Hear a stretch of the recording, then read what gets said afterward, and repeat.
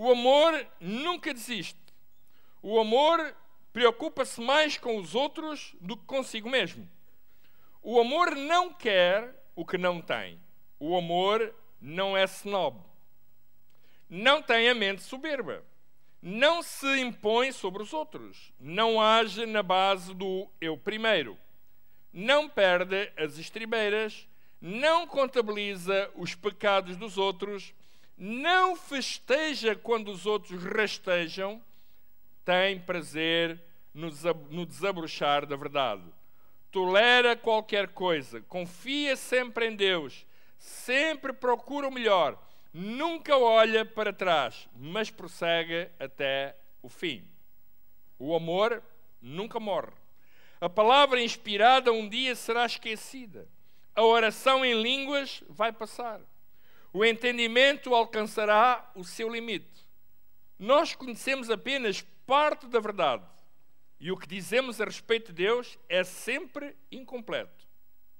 Mas quando o que é completo chegar, tudo o que é incompleto em nós deixará de existir. Quando eu era bebé, no colo da minha mãe, eu balbuciava como qualquer bebé.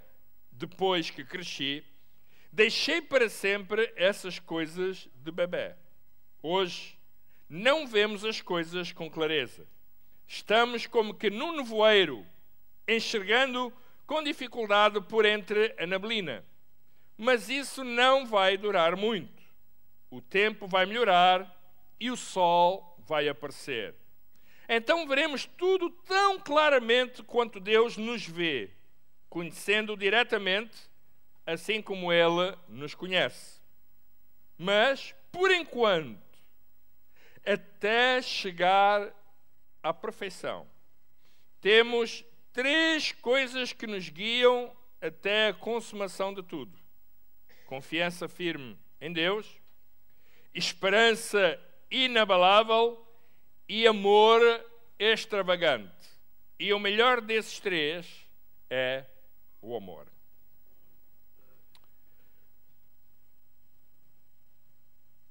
Meus irmãos, eu escolhi este texto, aliás, eu trabalhei esta mensagem nesta manhã, porque foi algo que eu já preguei numa reunião da direção da Fraternal, uma reunião de pastores, que são pastores de igrejas, não é? Como é lógico. E eu partilhei isto com eles. Claro, não tão desenvolvido quanto aqui, que eu vou fazer, uma vez que era uma reunião específica para pastores, para homens que pastoreiam igrejas. Mas nesta manhã eu quero desenvolver os pontos fundamentais que eu partilhei com eles, também com vocês. Meus irmãos, aqui nós temos um texto muito interessante e muito contemporâneo para os dias que nós vivemos. Aliás, as Escrituras Sagradas são sempre contemporâneas, em qualquer época. Amém? Eu hoje estou a dizer isto, daqui a 50 anos, outros dirão o mesmo, daqui a 100 anos, outros dirão o mesmo, e por aí fora, até que todas as coisas se completem, até que Jesus, na realidade, Ele venha e consuma o seu reino. Meus irmãos, mas eu quero realçar neste texto que nos fala sobre o amor, correto? Sobre o amor. E nós poderíamos estar aqui uma infinidade de tempo. Se calhar poderíamos estar aqui o ano inteiro a falar sobre o amor, as perspectivas do amor, como o amor se manifesta, não é? Há dias eu estava a conversar com a minha mulher e foi ela até que nos chamou a atenção. Ela dizia assim: filho, tu já reparaste, hoje em dia a gente na televisão vê tantas canções de amor, vemos tantas coisas sobre o amor, há tantos livros sobre o amor, tanta conversa sobre o amor, e na realidade há tão pouco amor. Concordam comigo? Neste caso com ela. Claro, eu concordei com ela. Hein? Sem dúvida, meus queridos amigos, falamos muito sobre o amor, a sociedade em geral, não é? E na realidade há perspectivas diferentes sobre o amor. Às vezes a palavra amor é uma palavra realmente rica, mas simultaneamente ambígua, não é? Ela é rica, mas é ambígua, porque às vezes o conceito que um tem de amor pode não ser exatamente aquele que eu tenho, não é? Aquele que eu tenho sobre o amor pode, ou aquele que nós temos, pode não ser exatamente a maneira como nós vemos, percebemos e vivemos o amor. Mas vamos procurar agora, desculpem-me, não é? Vamos procurar perceber a forma como eu quero, ou a maneira como eu entendi, ou a maneira como eu interpretei este texto sobre o amor. Meus irmãos, eu quero centrar-me no versículo 13, que diz assim: por enquanto, Paulo ele começa a falar, o amor não é isto, o amor é não sei o quê, o amor é aquilo, o amor nunca desiste, o amor preocupa-se mais com os outros, consigo mesmo, o amor não quer o que não tem, olha, uau, fantástico. Todos nós aqui já tropeçamos nisto tudo. Com certeza. Umas já fizemos, outras não fizemos, não é? É verdade ou não é? Olha, o amor nunca desiste, nós já desistimos, com certeza. O amor preocupa-se mais com os outros, consigo mesmo. Nós já preocupamos mais connosco, com os outros. Todos nós, de alguma maneira, já tropeçamos aqui e acolá. É verdade ou não é? Mas isso só mostra mesmo que isto é para nós. Porque se nós fizéssemos isto à risca, isto não era para mim. Era para outro. Porque eu era perfeito. E aqui está a dizer, por enquanto, até chegar à perfeição. Certo? Até chegar à perfeição. Significa que ainda estamos em obras. É verdade ou não é? Até, tá, diga lá comigo, até chegar à perfeição. Temos três coisas, diz assim, temos três coisas que nos guiam, ou seja, que nos motivam, que nos orientam até à consumação de tudo, ou seja, até que tudo seja perfeito. Certo? Três coisas. Primeira coisa, diz aqui assim, confiança firme em Deus.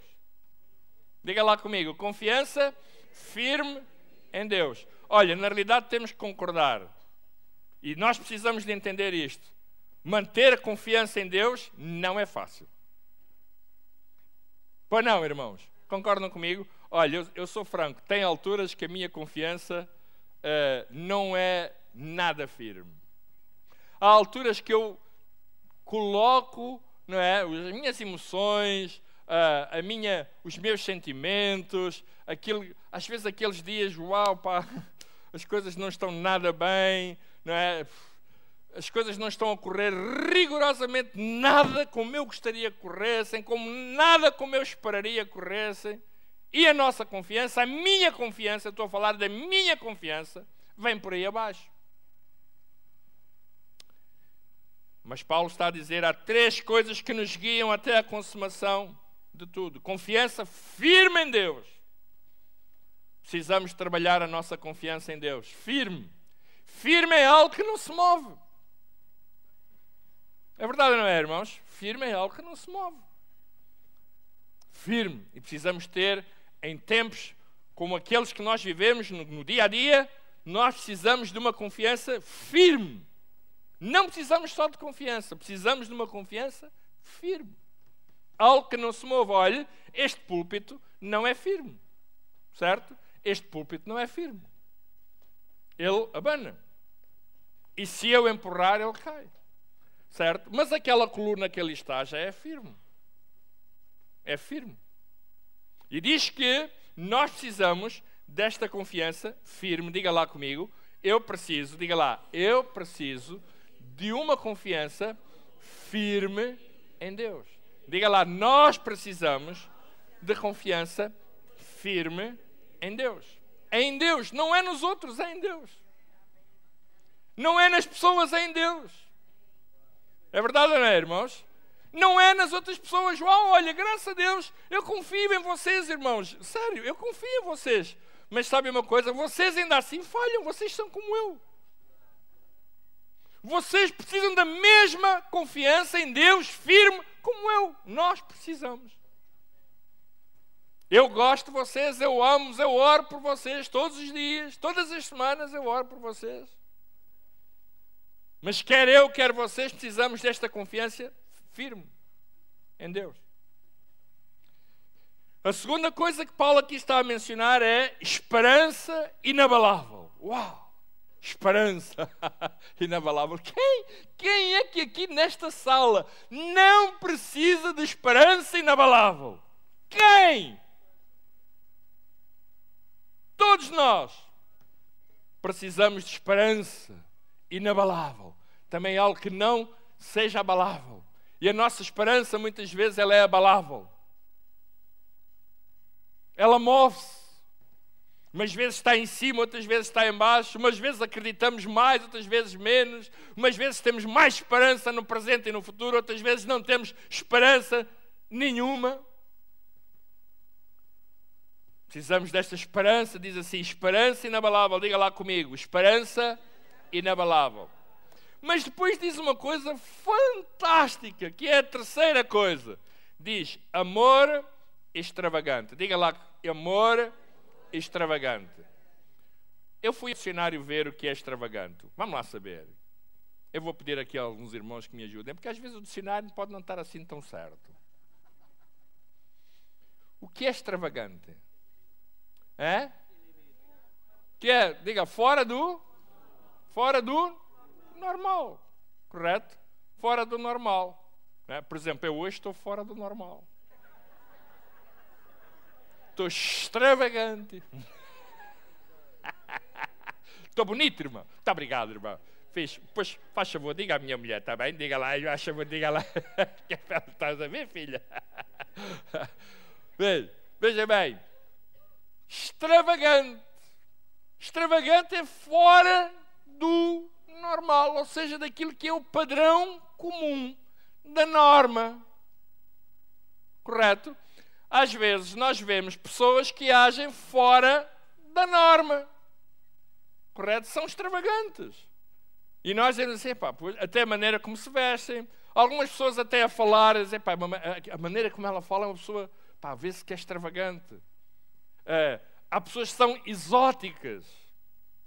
Correto? Extravagante, fora do normal. E aqui o que Paulo nos está a dizer é que nós precisamos de algo que nos guie, de um amor extravagante. Diga lá, extravagante. E depois diz assim, e o melhor desses três, o melhor, diga lá, o melhor, não está a dizer que os outros não prestam, está a dizer o melhor, ou seja, melhor ainda que os outros são bons, são importantes, são fundamentais, mas o melhor é o amor. Correto? O melhor é o amor. É verdade, irmãos, fé e esperança, que são duas coisas que aqui está a dizer, que nos guiam até a consumação de tudo, até todas as coisas estarem completas. Fé e esperança são como pilares na nossa vida, sem dúvida. Fé e esperança são como âncoras na nossa vida. Um barco, ouça bem, um barco tem âncora. Quem é que já andou de barco aqui? Um barco, quando atraca, não é? Chega ao porto, ele lança uma âncora. Eu lembro quando eu era criança, lá na minha terra, em Angola, em Porto Ambuim, tinha um porto-mar, e os barcos, nós muitas vezes estávamos na praia a tomar banho, e os barcos vinham relativamente perto, não é? Porque o mar tinha bastante profundidade, e os barcos vinham. Às vezes até nós íamos a nadar até o barco. A tia lembra-se disso, íamos a nadar, levávamos aquelas boias que eram daqueles pneus de camaradar, não é? De trator e de caminhoneta, da Scania, não sei o quê, tal. Eu ia ter às vezes com os meus primos que eram caministas, e ia pedir as câmaras de ar, porque a gente levava, eram pretas, eram enormes, aquilo levava para lá alguns 50, 60, e a gente brincava, e então íamos às vezes até ao barco, que era ali relativamente perto. E o barco, nós estávamos a ver o barco a colocar a âncora. Ou seja, o barco, quando lança a âncora, ele fica firme. Um barco sem âncora fica sem destino. A nossa vida sem âncora fica sem destino. E a palavra de Deus diz que a fé e a esperança, elas são como âncoras na nossa vida. Precisamos lançar as âncoras na nossa vida. Correto? Precisamos lá. Então, sabem, lá, quando o mar está agitado, se o barco não tiver a âncora, uau, ele vai andar à deriva, sem rumo. Pode bater nas rochas, pode bater em qualquer lado. Ele precisa de lançar a âncora. A âncora tem que estar ali bem firmada. As âncoras são pesadas, são enormes, não é? Eu vi muitas vezes lançarem a âncora. E nós precisamos ter a nossa âncora bem firmada, bem no fundo, para que o nosso barco, para que a nossa vida não ande à deriva. Nós vemos muita gente à deriva, porque a sua âncora, a sua fé e a esperança não estão firmados. Na realidade, a fé e a esperança também são como pontes na nossa vida. Às vezes nós estamos num lado da margem do rio e precisamos de ir para o outro lado. E nós precisamos que elas funcionem como pontes. Para fazermos a ligação, nós precisamos de ir para a outra margem. É uma necessidade. Precisamos de ir mais além. Precisamos de atravessar a ponte. E precisamos dessa ponte. E a fé e a esperança são como pontes na nossa vida. Diz Paulo que elas devem fazer parte da nossa vida sempre. Diga lá comigo, sempre. Até morrermos. Diz até chegar, diga lá, até chegar à perfeição. Até chegar, diga lá mais uma vez, até chegar à perfeição. Elas fazem parte. Fé, diga lá, fé, esperança. Esperança e fé. Fé, esperança. Esperança e fé. Meus irmãos, olha, sem elas, sem fé e sem esperança, até podemos viver. Mas a nossa vida será com certeza muito mais pobre. Certo? Será com certeza muito mais pobre. Será uma vida pobre. Se nós vivermos sem fé, sem esperança, somos uns pobres. Como diz o povo português, somos uns pobres coitados. Paulo, no entanto, afirma taxativamente que o amor é a melhor dos três.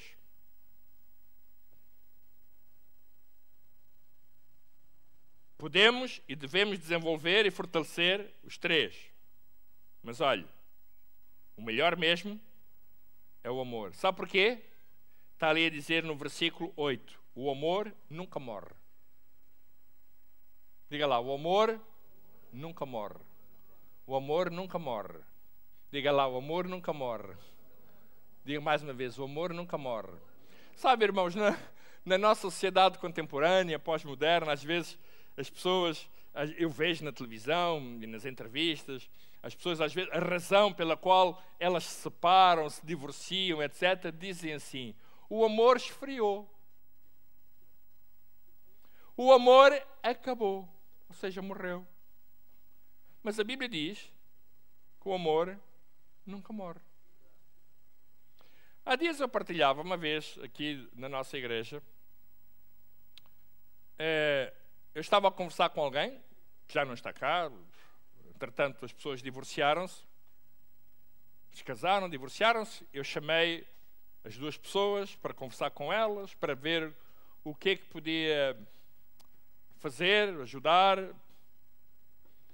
Pronto, a minha responsabilidade pastoral, tentar intervir, porque eles tinham vindo comunicar que se iam divorciar, etc. E eu perguntei,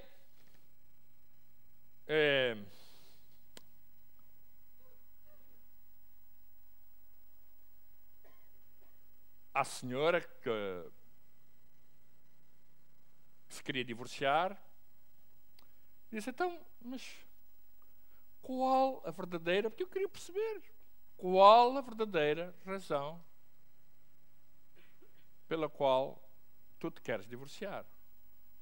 E ela disse-me assim, olha, porque o amor esfriou. Disse, bem, o amor esfriou, então vamos perceber porque que esfriou. Tudo tem uma solução. E eu perguntei, então e porquê que o amor esfriou? Tu sabes identificar porquê que o amor esfriou? Porque ele, no início do casamento, levava-me um pequeno almoço à cama e agora já não leva. Eu disse, olha, faz favor, tu nunca digas isso à minha mulher. Proíbo-te. Certo? Veja bem, o amor esfriou porque já não levava um pequeno almoço à cama. Meus irmãos, o amor não é para estas cenas. Certo?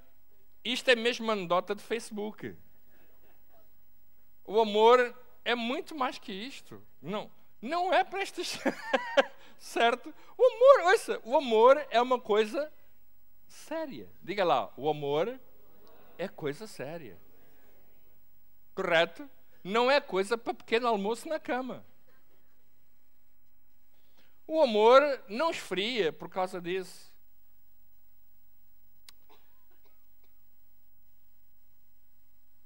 O amor nunca morre. Diga lá, o amor nunca morre. Interessante. Vamos ver a expressão de amor na Bíblia. Todos nós conhecemos um versículo das Escrituras. Podemos não saber muitos, mas este sabemos de certeza absoluta. Evangelho de João 3:16. Deus amou o mundo. Diga lá, Deus amou o mundo. De tal maneira. Atenção, ele não diz só ele amou o mundo. Podíamos dizer assim, Deus amou o mundo que deu o seu Filho unigênito para que todo aquele que nele crê não pereça, mas tenha a vida eterna. Mas ele não diz lá assim, ele diz assim, Deus amou o mundo de tal maneira.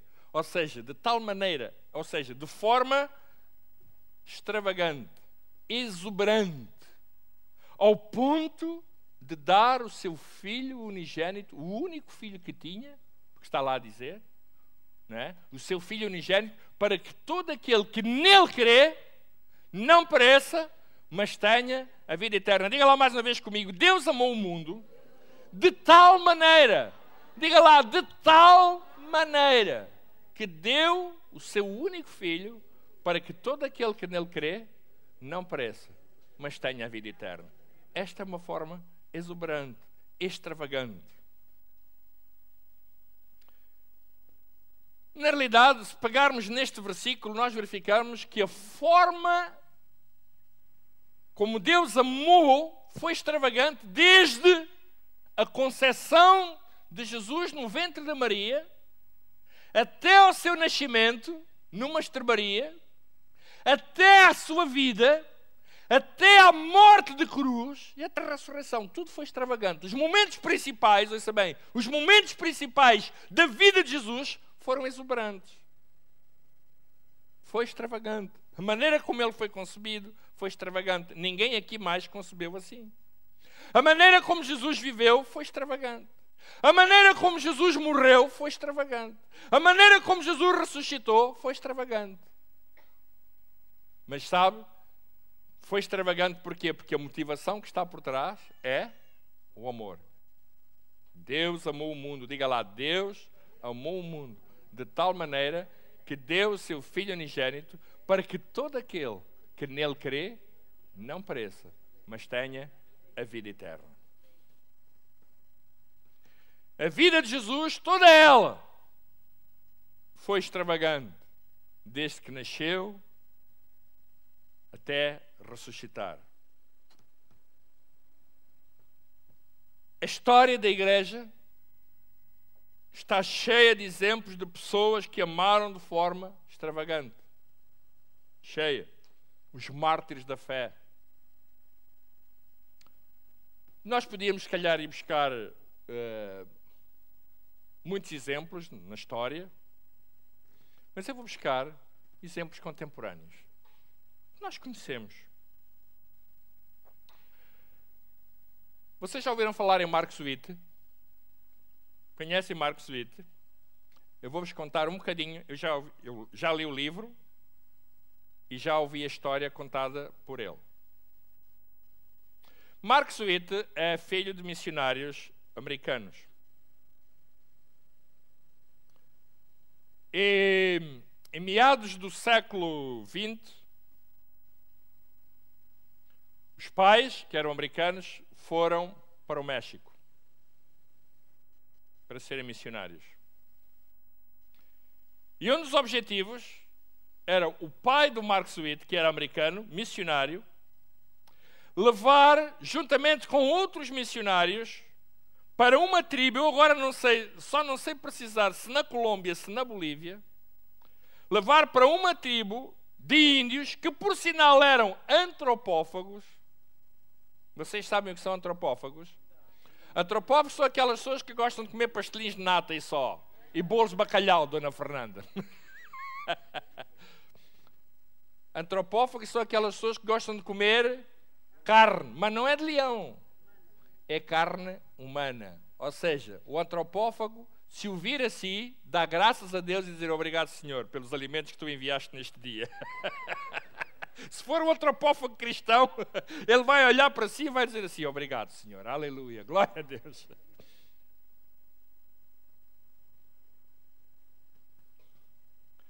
E então eles foram.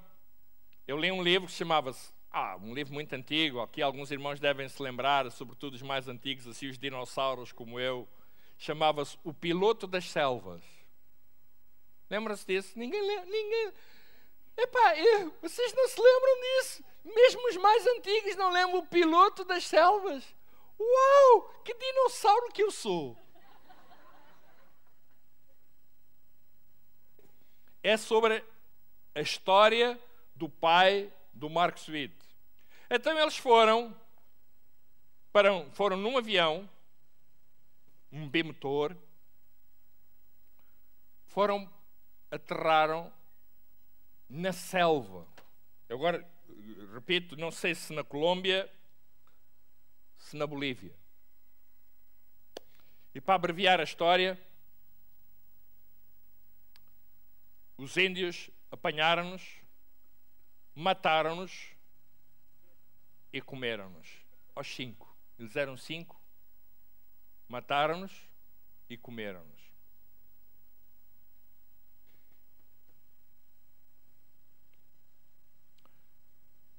A notícia chegou ao México e Mark Sweet conta que as missões americanas nos Estados Unidos mandaram chamar a mãe para regressar aos Estados Unidos. E ela disse, nem pensar. Nem pensar. O meu marido tinha um propósito, que era levar o Evangelho aos índios. Eu vou cumpri-lo. O meu marido somente foi uma semente daquilo que Deus quis fazer com os índios. Eu vou cumpri-lo. Eu não saio daqui. E ele conta que assim foi. A senhora deu a volta, certo? E não desistiram.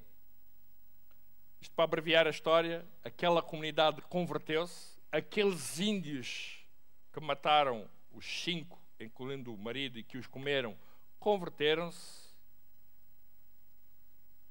E hoje, um dos irmãos do Mark Sweet é exatamente um missionário e um piloto que continua a levar Bíblias para todo o país.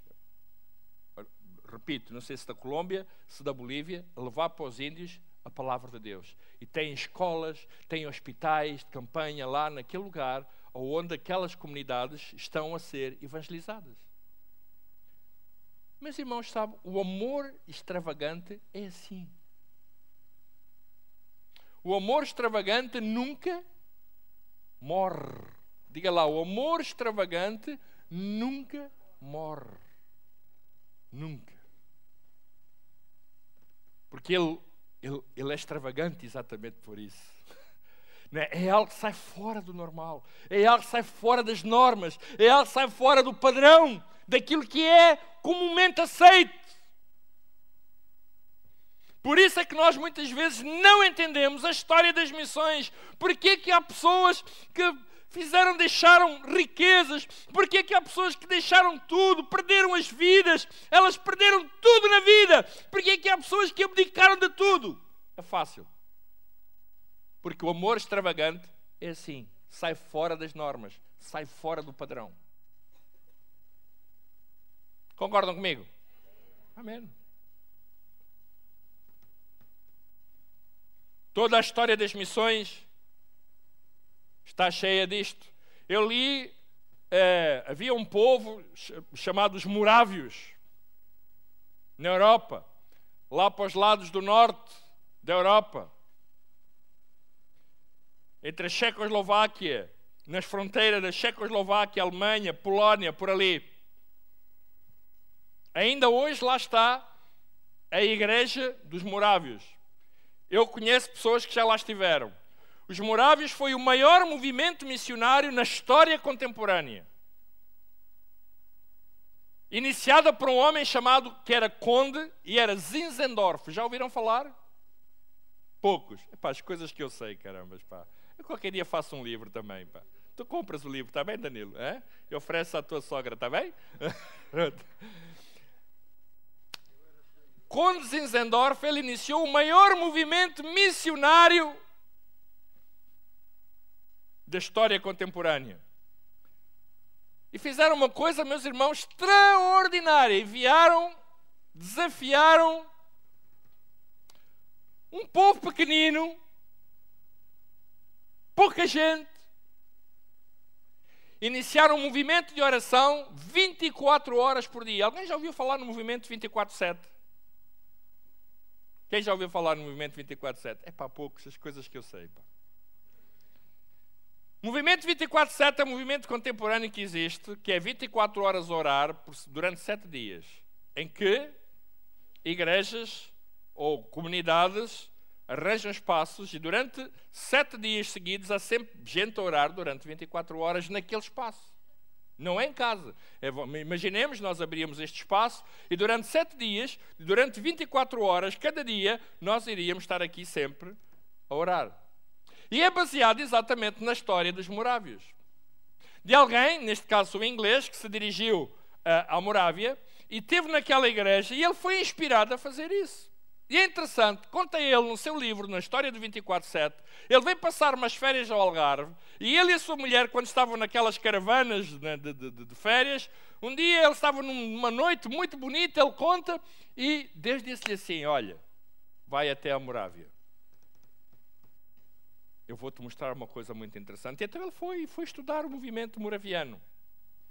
E durante 100 anos, ouça, 100 anos, eu não estou a falar 100 dias, 100 anos, eu não estou a falar de 100 meses, 100 anos, os morávios oraram 24 horas por dia. E enviaram missionários para toda a parte do mundo. Alguns missionários moravianos foram enviados para lugares onde havia escravos e alguns deles, quando iam para aqueles lugares, despediam-se da sua família a chorar porque eles sabiam que não iam voltar mais. Porque eles vendiam-se como escravos para entrar naqueles lugares, naquelas plantações como escravos e não voltariam mais. Mas o objetivo era levar o Evangelho de Jesus Cristo. O objetivo era levar Jesus Cristo aos escravos. E eles faziam-se escravos. Uau! Extravagante! Imagine você agora na sociedade contemporânea, você vende-se como escravo para ir para um lugar, olha, para o Sudão onde há escravos. Na Índia há escravos. Eu há 2 anos estive no movimento Lausanne, na cidade do Cabo. Na Índia existem milhões de escravos, existem castas que não têm direito a nada. Escravos, são mesmo escravos. No Sudão há escravos, irmãos, no Sudão há escravos. Existem movimentos cristãos que pagam, compram escravos, tiram-nos da escravidão. Crianças que são escravos, você paga por elas para os tirarem da escravidão. No Sudão existe. Escravidão, o esclavagismo não é coisa do passado, aí existe contemporaneamente. Imagine que você agora, não é, queria ir para o Sudão e você queria ir para um lugar onde estava escravo. Você só podia ser escravo. E você vendia-se como escravo. Os moráveis fizeram isto. O que é que pode fazer isto? é um amor extravagante.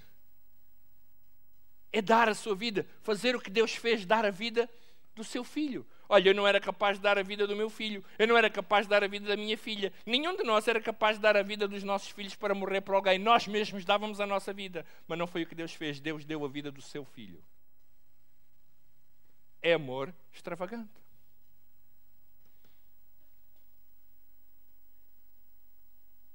A nossa missão na vida, meus irmãos, deve ser extravagante, fora do normal. Não devemos ter no âmbito do normal. Por isso é que muitas vezes as pessoas não compreendem, não entendem, mas nós, na realidade, eu quando estou a falar do extravagante, não estou a falar de ser parvo. Porque há pessoas que são parvas extravagantemente. Ou vou pôr assim, são extravagantemente parvas. Certo? Hoje em dia, não é? Hoje em dia fala-se muito na criatividade, etc, etc, mas há criativos que são extravagantemente criativos parvos. Não estou a falar disso. Eu estou a falar de algo que faz sentido na vida.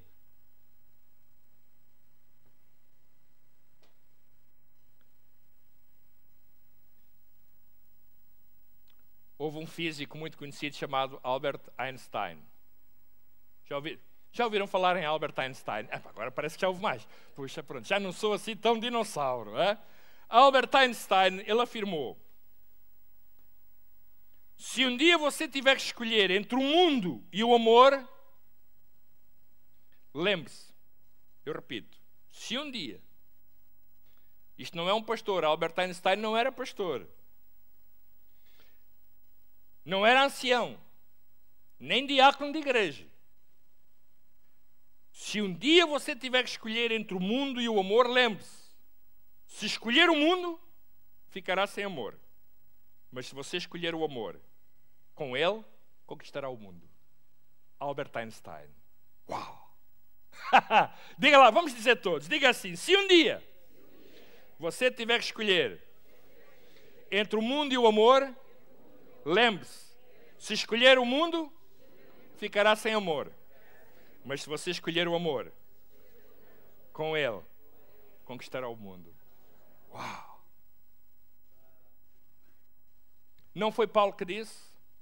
Não foi Jesus que disse? Foi Albert Einstein. Isto é ser extravagante.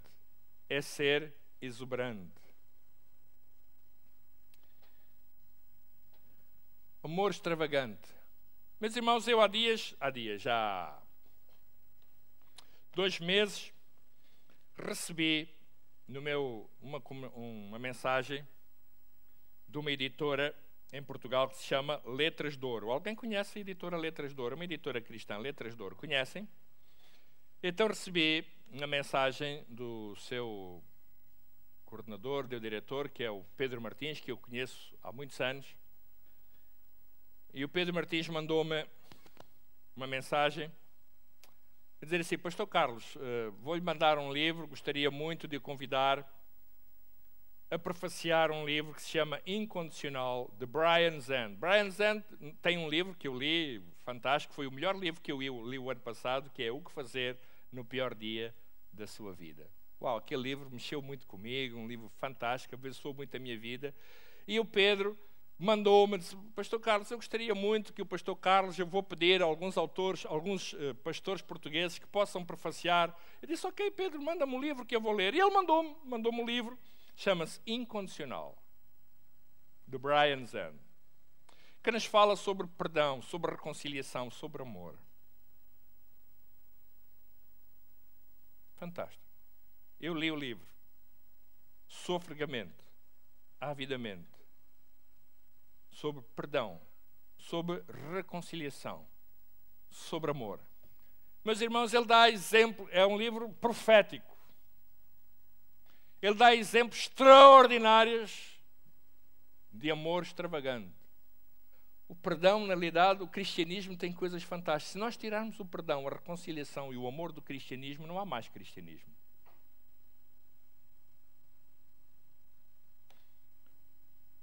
Fazer como Jesus disse: orai pelos vossos inimigos. Falai bem dos que vos maldizem. Abençoai ou dai aos que os fazem mal. Se te derem numa face, dá outra. Se te pedirem para andar uma milha, vai com ele 2. Fantástico. É exuberante. É extravagante. E entre muitos exemplos que aqui estão, eu quero ler um. Entre muitos. Diz assim: Mariazinha, estou a esticar isto. Está ok? Pronto. É que isto está esticado. Eu posso ler até o fim. Pronto. Diz assim: durante o genocídio armênio de 1915 a 1917, 1,5 milhão de arménios foram mortos pelos turcos otomanos e outros milhões foram violados, brutalizados e deportados à força. Do genocídio armênio vem uma história famosa de um oficial do exército turco que levou a cabo um raid contra a casa de uma família arménia. Os pais foram mortos e as filhas foram violadas. As raparigas foram então entregues aos soldados. O oficial conservou para si a mais velha. Eventualmente, esta rapariga conseguiu escapar e mais tarde tornou-se enfermeira. Numa irónica reviravolta da história, foi trabalhar numa ala hospitalar para oficiais feridos do exército turco. Certa noite, à luz mortiça de uma lanterna, ela viu entre os seus pacientes o rosto do homem que lhe matou os pais e abusou de forma tão horrenda das irmãs e de si própria. Sem um tratamento, eu repito, sem um tratamento excepcional, ele morreria. E foi isso que a enfermeira arménia fez. Tratou-o com todo o cuidado. Quando o oficial começou a recuperar, um médico apontou para a enfermeira e informou: se não fosse esta mulher, o senhor teria morrido. O oficial olhou para a enfermeira e perguntou: já nos conhecíamos? Sim, respondeu ela. Após um longo silêncio, o oficial perguntou: e por que não me matou? A cristã arménia respondeu: sigo aquele que disse: ama os teus inimigos.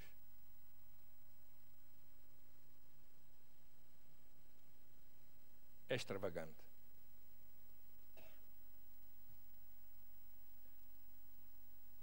Para ela, o perdão não era uma opção, era uma exigência.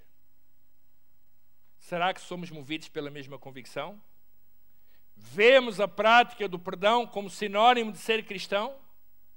Ao lidar com a questão do perdão, acabamos por ter de enfrentar a questão do que significa ser um seguidor de Jesus. É demasiado fácil reduzir ser-se cristão a um dado estatuto, o resultado de ter aceitado Jesus como seu salvador pessoal. Mas esse tipo de abordagem minimalista é uma grave distorção do que os primitivos seguidores de Jesus entendiam o que significava ser-se cristão. Os cristãos originais não se limitavam, entre parênteses, nem mesmo ao de leve, a verem-se como os que receberam de Jesus um cartão confirmador de terem sido libertos do inferno, mas como seguidores, estudantes, aprendizes e discípulos daquele a quem chamavam Senhor e Mestre. Jesus era o Mestre e eles os discípulos. Amém. Meus irmãos, ser-se cristão implica muitas outras coisas, mais do que chegarmos aqui apenas e dizer que Jesus é o nosso Salvador, que nós adoramos o Senhor. Muitas vezes sermos cristãos significa nós amarmos extravagantemente, mesmo quando nada indica que nós o devamos fazer, mas temos que o fazer. Porque amar não é opção, é mandamento. Correto? É mesmo mandamento. E vai às vezes para além de nós próprios. A história está cheia disso. Cheia disso, irmãos. Toda a história contemporânea. Cheia de exemplos de homens que amaram, deram as suas vidas, mesmo contra aqueles que tantas vezes os quiseram matar. E vou terminar com uma outra história, também contemporânea. Todos nós nos lembramos no tempo em que havia o Muro de Berlim. Já não há, graças a Deus. O Muro de Berlim dividia, após a Segunda Guerra Mundial, dividia as duas Alemanhas. E dividia a cidade de Berlim. De um lado tínhamos a Alemanha do Leste e do outro lado tínhamos a Alemanha Ocidental. E do outro lado estava um homem chamado Honecker.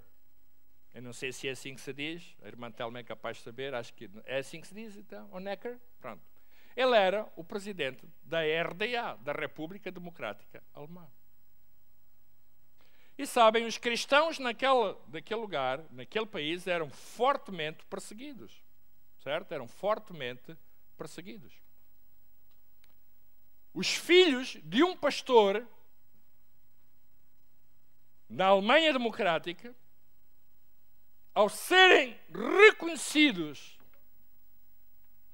pelas suas convicções religiosas cristãs, não puderam estudar na faculdade do Estado, por serem cristãos. Eles eram cristãos, não podiam. É-lhes vedado a possibilidade de poderem estudar. Ou renunciavam à sua fé, ou à sua prática cristã, ou era-lhes vedado poderem tirar cursos superiores nas faculdades do Estado. Sabe, o que acontecia exatamente era que muitos daqueles cristãos que eram perseguidos não tinham direitos iguais aos outros. E quando se dá a queda do Muro de Berlim, cai o regime da RDA e cai Honecker.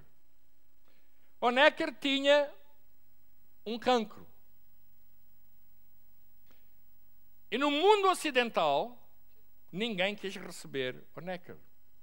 Ninguém. Ninguém quis receber Honecker. Ele ia morrer, mas no mundo ocidental, nenhum país quis receber Honecker. Vocês sabem quem é que recebeu Honecker em sua casa até o fim dos seus dias? Aquele pastor. Honecker morreu na casa de um pastor.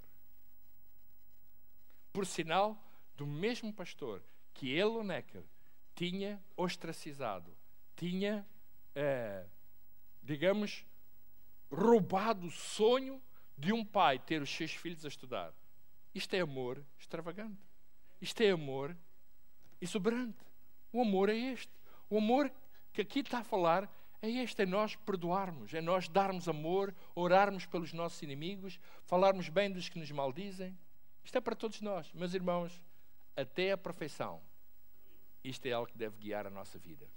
Perdoar e amar. Diga lá, perdoar e amar. Amar exuberantemente, amar extravagantemente.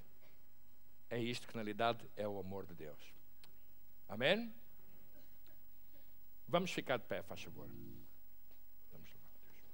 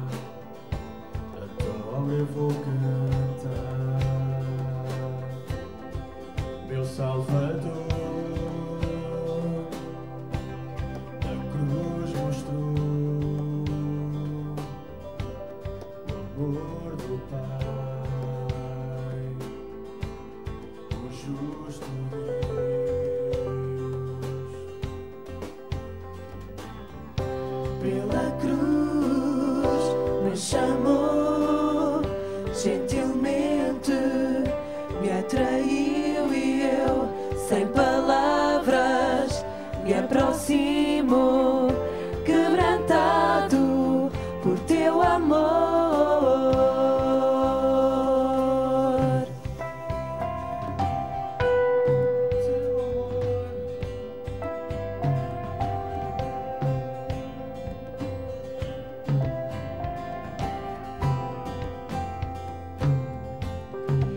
Merecida a vida, de graça recebi, por tua cruz, da morte me livrou, trouxe-me a vida. Eu estava condenado, mas agora pela cruz eu fui reconciliado. Pela cruz me chamou, gentilmente me atraiu e eu, sem palavras, me aproximo, quebrantado por teu amor. Pela cruz me chamou, gentilmente me atraiu e eu, sem palavras, me aproximo, quebrantado por teu amor.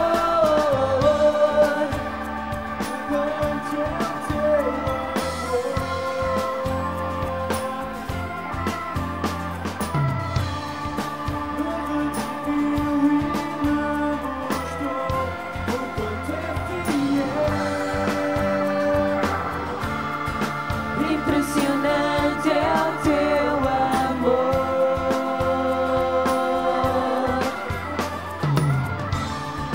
me redimiu e me mostrou o quanto é fiel. Pela cruz me chamou, gentilmente me atraiu e eu, sem palavras, me aproximo, quebrantado por teu amor. Glória a Deus, amém. Meus irmãos, eu gostaria de fazer dois convites nesta manhã. Primeiro convite àquelas pessoas que estão aqui nesta manhã e que ainda não têm Jesus, aquele que é o único que nos pode dar a capacidade, como ouviram nesta manhã, de amar. E se você está aqui nestas circunstâncias, se você não tem Jesus na sua vida, agora mesmo eu quero lhe dar a oportunidade para que você possa receber, dizer: pastor, eu quero ter Jesus na minha vida, eu preciso que Jesus faça a diferença na minha vida. Se está aqui nestas circunstâncias, agora mesmo quero orar por si, levante o seu braço. Eu quero dar a oportunidade, se você está aqui nestas circunstâncias, não tem Jesus na sua vida e você precisa